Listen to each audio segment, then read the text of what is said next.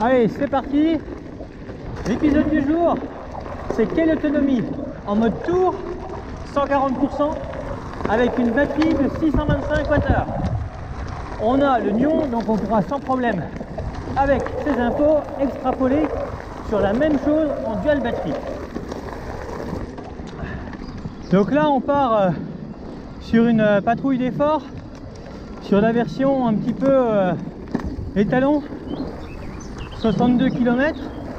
Logiquement qu'on devrait pouvoir boucler puisque le vélo nous annonçait 75 km après une remise à zéro, après un reset. On roule relativement léger, juste un bidon sur le vélo, de chambre à air, de quoi réparer, de quoi manger. On fera le plein terrain de foot et cimetière. Ce parcours là qui passe avec le Shimano Steps 8000 en mode éco-médium. Donc on est dans des valeurs en pourcentage un petit peu similaires. Donc on a quand même plus de watts-heure là, 125 de plus. Un moteur avec à peine plus de friction. Donc on va voir ce que ça donne. Au niveau de l'entraînement du pilote, de son poids de forme, on est plutôt pas mal. Le sujet Shimano avait été fait quasiment il y a un an jour pour jour. Mais là cette année, j'ai l'impression qu'on est presque mieux même préparé que l'année dernière. En tout cas on est plus léger. Ce qui va être intéressant aussi au-delà de l'autonomie, ça va être la vitesse moyenne. Donc on s'est mis Strava en mouchard. Et au niveau des dénivelé, on est sur un parcours aux environs de 1600 mètres. Bon, les premiers kilomètres sont en profil descendant. Donc là, automatiquement, sur l'autonomie restante, il me promet 87 km. On sait maintenant par expérience que cette valeur-là peut vite tomber avec des montées. Allez, d'ailleurs, première bosse, en instantané, ça y est, on passe à 33 Wh au kilomètre. Donc forcément, les 4 de moyenne enregistrés jusque là vont forcément augmenter. Bon, l'avantage de ce type de parcours, c'est qu'en plus, on va dire, du dénivelé et de la distance, c'est qu'on est vraiment sur du vrai tout-terrain. Voilà, il y a énormément de petits singles comme ça. On est sur un très vieux sentier cadastré qui relie les différentes fortifications Vauban. Donc du coup, c'est vraiment très joli à rouler, ludique. Allez hop, on va se faire un petit peu plaisir.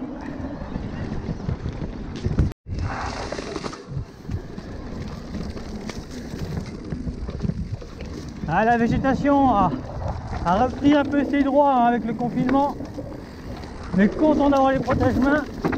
Par endroits c'est quand même étroit.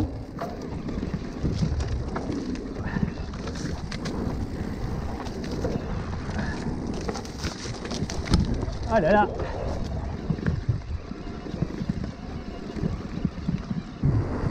Ah, c'est top parce qu'on a un terrain sec comme l'année passée, donc on est vraiment sur des terrains similaires pour comparer également. C'est toujours intéressant.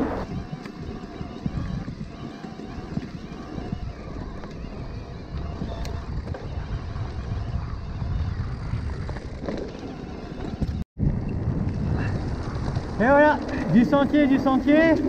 Là on a déjà fait 2 fortifications au Vauban et on continue. Bonjour. Salut.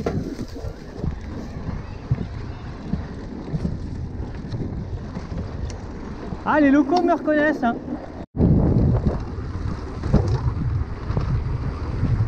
Et sur des tests comme ça de consommation, il ne faut pas s'arrêter. Donc faut quand même rouler safe pour pas avoir de problème mécanique ou autre. Et malheureusement, si on croise du monde, c'est pas le moment de taper la discute. De toute façon, on n'a pas prévu les masques et tout le tralala, on est vraiment en mode sauvage. Donc c'est pire que les gestes barrières.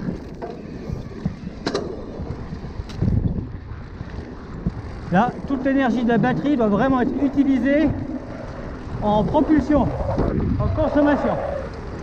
toute pause est néfaste au comparatif.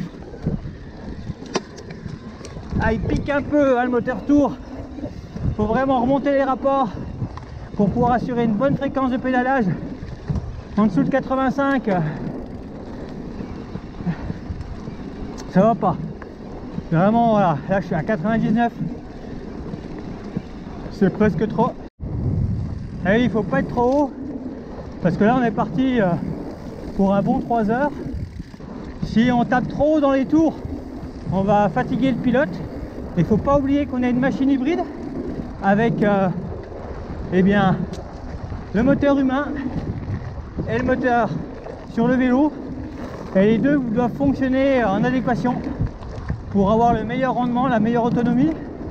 Et si vous fatiguez trop votre propre moteur, automatiquement après vous allez plus taper dans l'autre. Donc là il faut quand même gérer l'effort hein. On est en mode tour, on vise un 62 km minimum avec 1600 mètres de dénivelé, donc c'est quand même un joli petit pavé malgré la batterie de 625 Wh. Et là il nous annonce encore 53 km d'autonomie, donc ça va, je pense qu'on est dans les clous.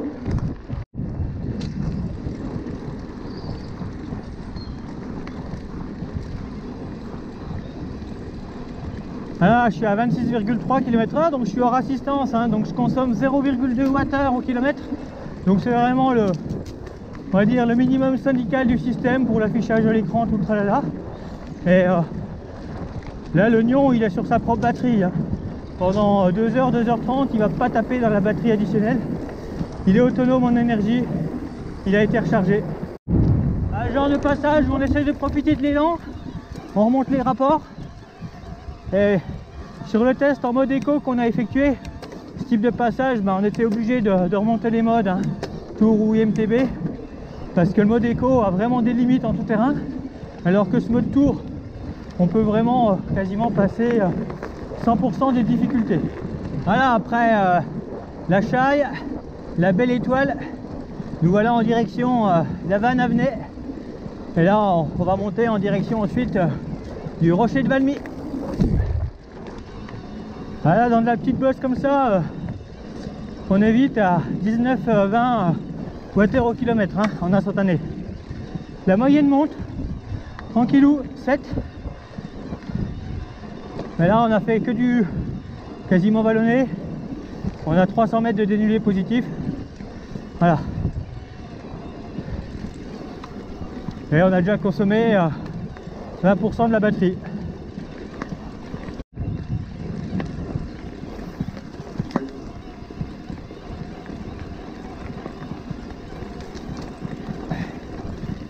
« 27 Wh au kilomètre. »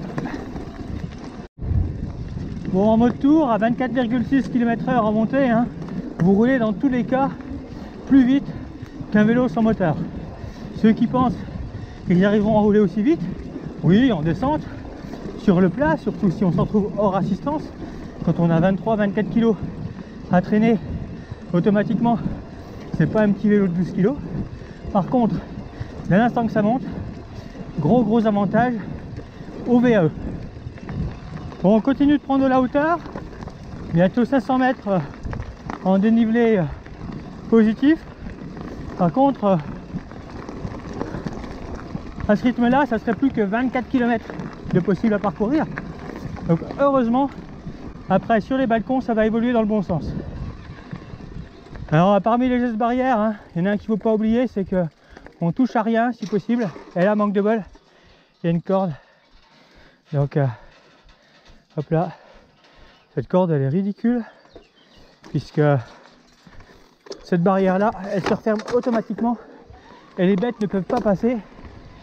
Du coup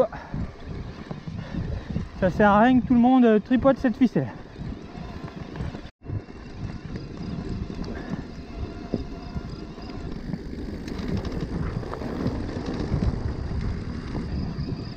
Alors là on arrive à un endroit intéressant.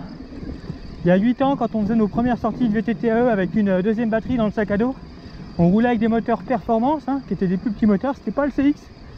Là on avait des batteries de 400 et généralement c'était ici qu'on changeait de batterie, et ces batteries de 400 en réel elles faisaient 388 Wh. Là, j'ai consommé 30% avec ce nouveau moteur qui a beaucoup moins de friction. Du coup, 30% c'est plus du 210 Wh contre 380. La consommation est inférieure. Bon, à l'époque, on était en plus dans du 27,5 par 2,35 du petit pneu. Et quand on est passé en format basse pression, avec le 27,5 plus, on a tout de suite vu la différence.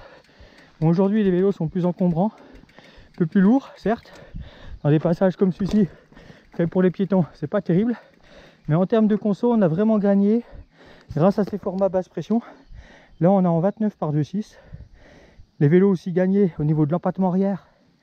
Hein, là, ce vélo-là, à l'époque, c'était 5 cm de plus, c'était 495 mm. Là, on est sur un 462 mm. À noter que ce parcours fait avec le Spark l'année dernière, je suis sur un empattement très court, en 27,5 par 2,8, avec un empattement eh bien, à 448 mm, soit 14 mm de moins que celui-ci. Donc on a encore quelque chose de plus vif, de plus nerveux. Donc vraiment tonique. Donc les vélos ont vraiment évolué. Et c'est pour ça qu'au-delà d'un moteur et d'une batterie qui peuvent être identiques à plusieurs vélos, le cadre, des éléments comme le Twin Lock, cette commande là qui permet d'ajuster le débattement, la géométrie, le comportement général du bike d'une seule commande pour l'avant et l'arrière, la démocratisation des tyrolles télescopiques aussi qui permettent de rouler un peu plus vite quand c'est technique, et bien tout ça fait que l'autonomie est gagnante au final. Allez, une jolie petite descente et après on reprend les balcons.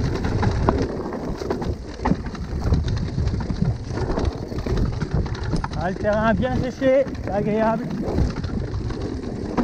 Ici, quand il pleut, c'est ruisseau. Hein. Si vous envisagez l'achat d'un VTT en Bosch notamment, avec ce nouveau moteur Performance X Génération 4, moi je vous conseille de tester avant, et surtout de tester une vraie sortie en mode tour, un test sur un parking en mode turbo ou une sortie rapide en mode IMTB ne sera vraiment pas le reflet de ce que vous allez faire après par la suite.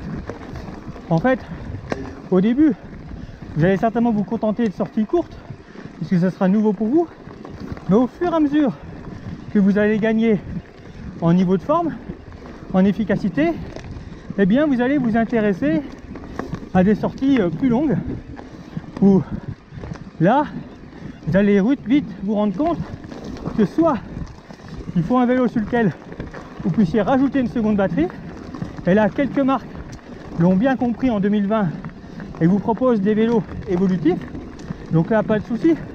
Si votre vélo d'origine est en 500 ou 625 et que vous pouvez lui greffer 400 ou 500, bien le mode IMTB, le mode turbo, le mode sport dont on parlera prochainement sont des modes tout à fait adaptés à des sorties plaisir. Après, dès l'instant que vous allez vous retrouver dans une gestion d'énergie, donc dans du stress, vous allez perdre le bénéfice de vos sorties. Plus vous pourrez vous faire plaisir longtemps, plus grand sera le plaisir et moins vous serez frustré. Donc acheter un vélo figé à 625 sans évolution possible, en espérant faire des grandes sorties suite à un test qui vous aura donné la banane, hein, parce que forcément en mode turbo 1 heure ça passe, mais 1 heure c'est beaucoup trop court par rapport au potentiel de ces machines. Du coup on parle quand même de gros sous, donc vous n'allez pas changer de vélo tous les 6 mois, donc tant qu'à faire, acheter un vélo que vous puissiez faire évoluer et qui corresponde vraiment à votre gabarit, votre état de forme et votre pratique. Bon, là il y a un passage où quel que soit le vélo, hein, quel que soit le moteur, ça ne passe pas vraiment. Le jeu c'est de monter le plus haut possible. Hop, un petit coup de Twin Lock. Voilà, j'ai un avant qui est haut, alors c'est pas ce qui se fait de mieux. Voilà. Et là, pour pas fausser l'histoire, on va éviter d'utiliser le mode walk. Et voilà, hein, on a 15 mètres à faire en poussant le vélo pour retrouver le balcon. À la descente, c'est un passage charmant. À la montée, faut un vrai moteur thermique. Allez, c'est reparti sur le vélo. 90 tours minute. Petit braquet. Ça grimpe. On va pouvoir relibérer les suspensions avec le twin lock. Et hop, direction Chapelle Début. Voilà, là on est à 55% de la batterie. Donc on sait qu'il y a 5% auxquels on ne pourra pas toucher, qui sont réservés pour les 120 minutes d'éclairage, conformément à la loi. Du coup, ce qu'on peut retenir, c'est qu'à mi-parcours, on a une moyenne de 10 Wh au kilomètre au niveau de la conso. Donc par rapport aux 625, on devrait bien être dans le juste par rapport à ce tour de 62 km. Allez, encore un joli petit passage, technique à souhait.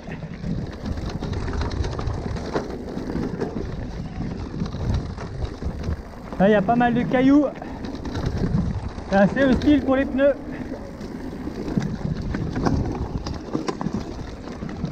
Avec des bons petits coups de cul.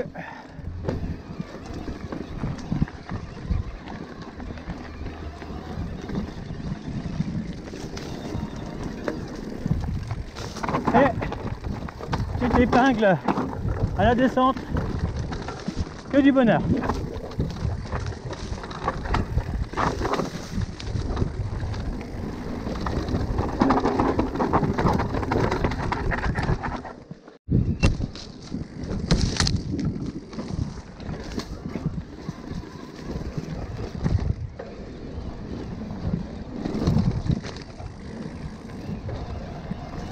Bonjour.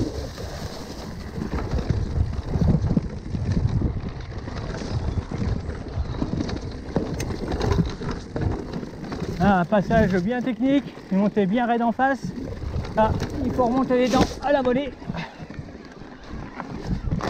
La sale racine et hop.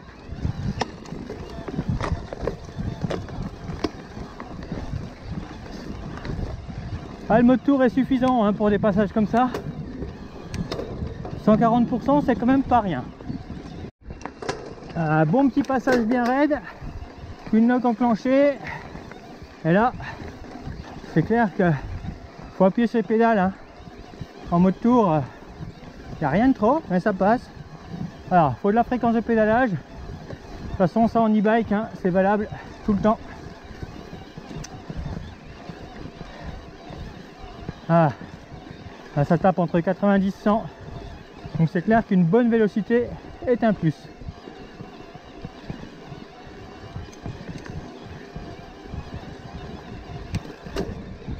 Ah, si vous êtes au-delà de 100, vous pouvez tomber un rapport. Ça sert à rien de jouer le hamster dans sa roue.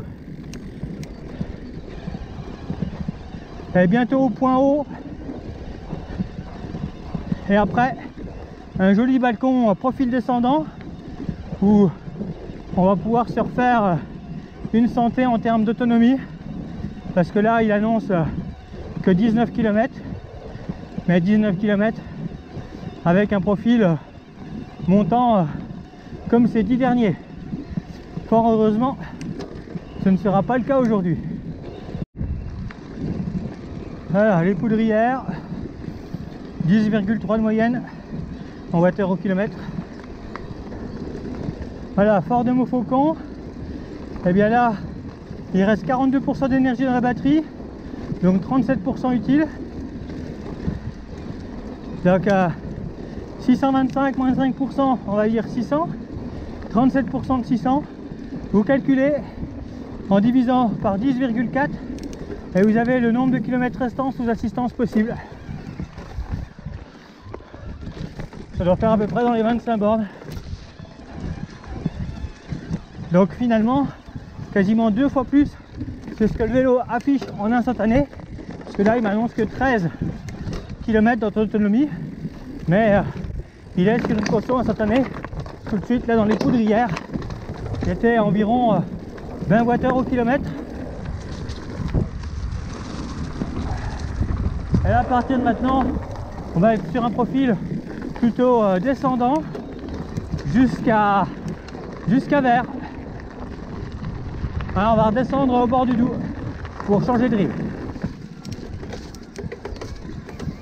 Allez, là on a une jolie spéciale dans les deux sens. Cet endroit est vraiment top.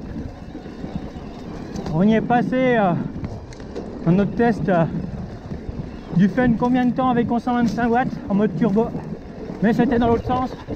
Il y a pas mal de flip-flap, c'est technique à souhait et étroit, tout comme on aime.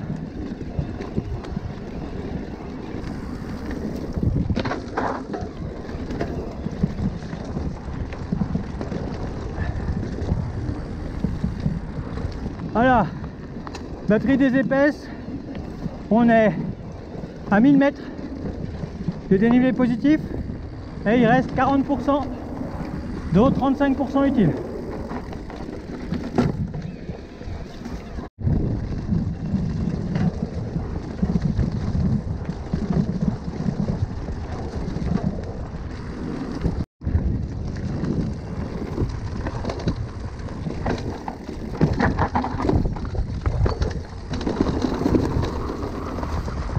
Ah, tout ce qu'on a monté, on va le redescendre maintenant.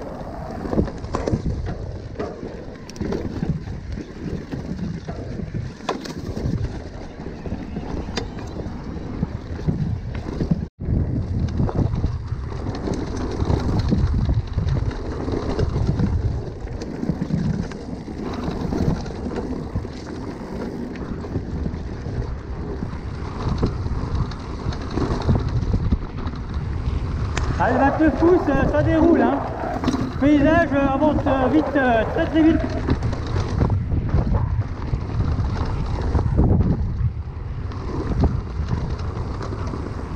Là, tout ce qui est racine transversale, ça bronche pas.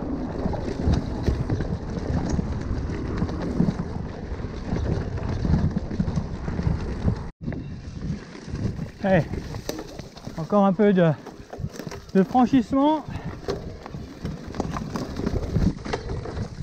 Là encore, le 29 par 2.6 c'est vraiment efficace, il n'y a pas de souci. En plus, on va dire, la capacité à envelopper, à développer au-dessus des obstacles. J'avais un équilibre latéral, on va dire renforcé, de par la force centrifuge de l'ensemble. Ambiance rouleau compresseur.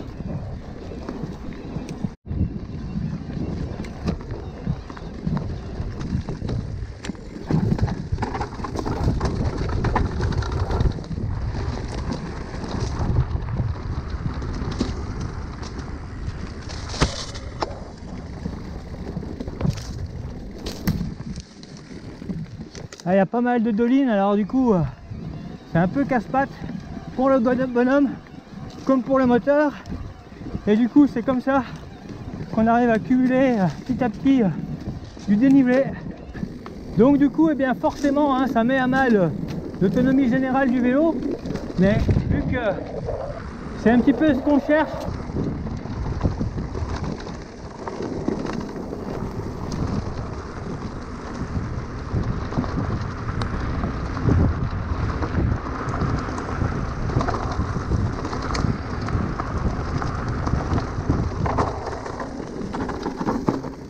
voilà, la voie romaine, il y a un peu de bois. Voilà, à la gare au rail des chariots. Hein. Voilà. On va arriver au bord du Doubs. Voilà, on a changé de rive. On est en train de remonter sur la forêt direction Tise. Là, on est aux environs de Roche-les-Beaupré. Bon, il m'annonce 9 km d'autonomie, donc ça devrait le faire pour rentrer.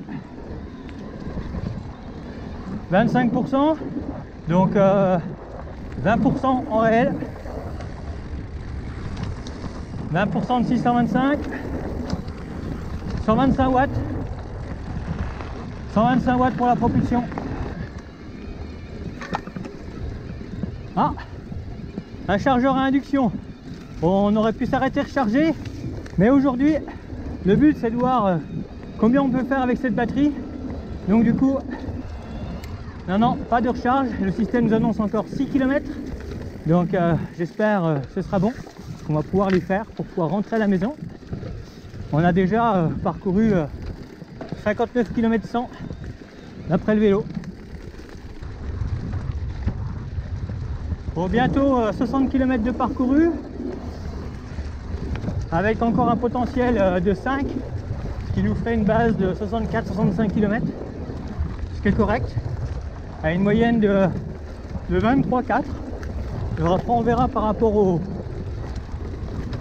données Strava où on est plus en mode GPS, parce que là avec cette histoire de circonférence de roue polyvalente 27,5 29, j'ai l'impression qu'on a un affichage un petit peu erroné par rapport à la réalité, par rapport à ce qu'on avait dans le passé.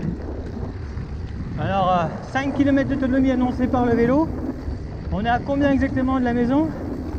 Alors d'après le GPS, 7,8, arrivé à 13h14, mais ça c'est si on ne tombe pas en panne de batterie. Et logiquement, ben, il nous manquerait 2 km. Donc on verra bien.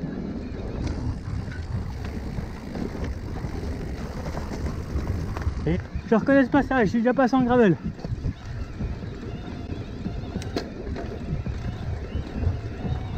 En mode tour, ça passe un peu plus vite quand même. Et surtout, ça glisse pas.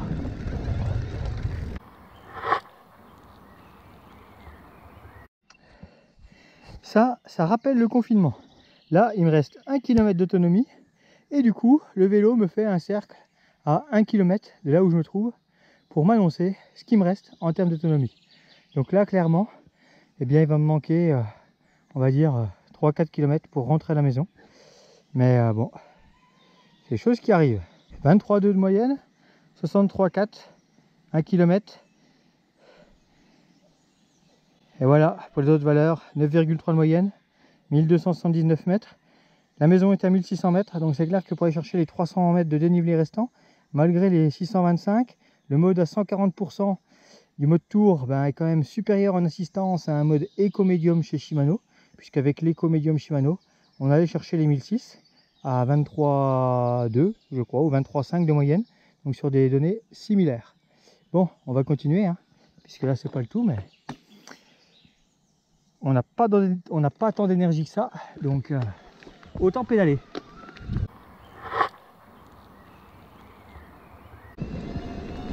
Alors ça y est, là j'ai carrément plus d'affichage de kilomètres restants. Par contre, 14% au niveau de l'énergie résiduelle batterie. Donc je ne sais pas quoi penser. On a vu qu'avec 1125 watts, l'affichage était quand même beaucoup plus important, puisque on a eu la coupure, en fait, la petite barre horizontale à 5% d'énergie restante. Mais après, vu qu'il s'agit de 120 minutes d'éclairage, forcément, ces 120 minutes d'éclairage à raison de, par exemple, 15 Wh, 30 Wh de 1125 représentent moins de pourcentage que 30 Wh de 625. Donc on peut peut-être s'attendre au panneau danger ici à 12 ou 10% et non pas 5. C'est ce qu'on saura dans quelques kilomètres. Pour l'instant, continuons à rouler. Dernière descente avant la montée finale pour arriver à la maison. Essayez de garder un maximum d'élan, que sinon ces bosses là elles vont faire mal. Et on a toujours 14%, on croise les doigts pour aller chercher les 200-250 mètres de dénivelé qui nous reste.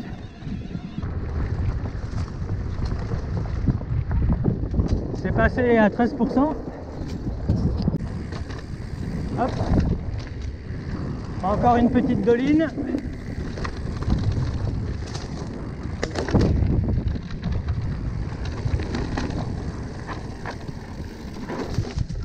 Là, il y a l'échappatoire à gauche. Le knock. Là, on libère. Toujours à 13%. Voilà, 12%. Et là par contre, ça va monter. C'est clair que être obligé de rentrer à l'économie d'énergie, ça fait jamais plaisir. Voir ça casse l'ambiance. 11%. Bon, je crains que ça coupe à 10% et non à 5%. Et c'est clair que ces vélos, lorsqu'ils ont une capacité d'énergie non figée et qu'on peut par la suite ou directement à l'achat les équiper d'une batterie supplémentaire, c'est quand même un gros plus. Vous pouvez très bien imaginer avoir une plaque additionnelle sur chaque vélo et une batterie pour deux, et justement vous partagez l'énergie pour aller plus loin ensemble. Ça peut être aussi une possibilité intermédiaire en termes de coût. Bon, et bien voilà, panne sèche. À 10%, il n'y a plus rien, c'est le panneau danger.